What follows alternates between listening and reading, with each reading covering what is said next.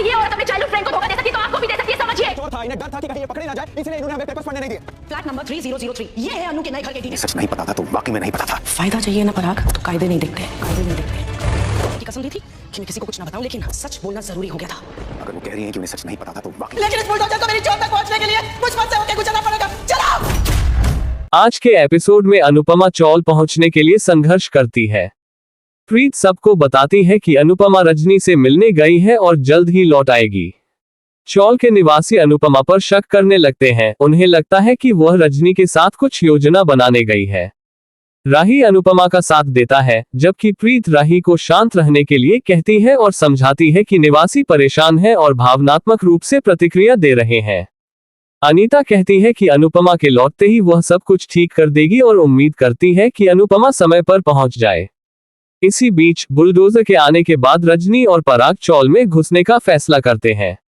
रजनी सोचती है कि अच्छा हुआ अनुपमा यहाँ नहीं है, वरना वो उससे एंडलेसली सवाल करती रहती।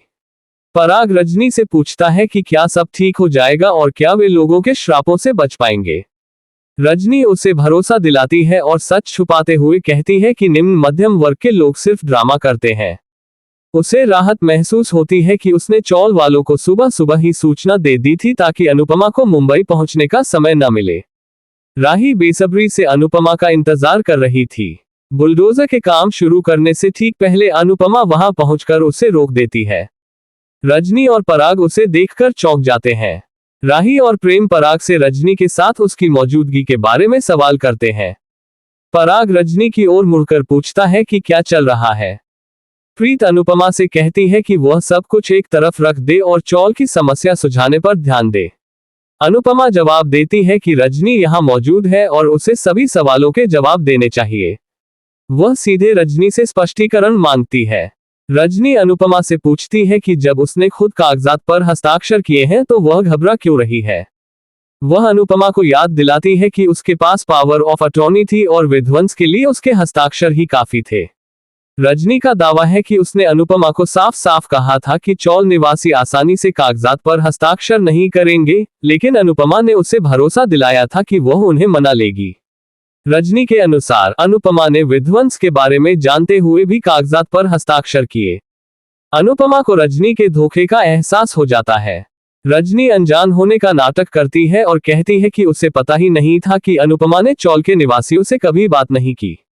वह अनुपमा पर भारती और वरुण की शादी का आयोजन करके उनका विश्वास जीतने की कोशिश करने का आरोप लगाती है।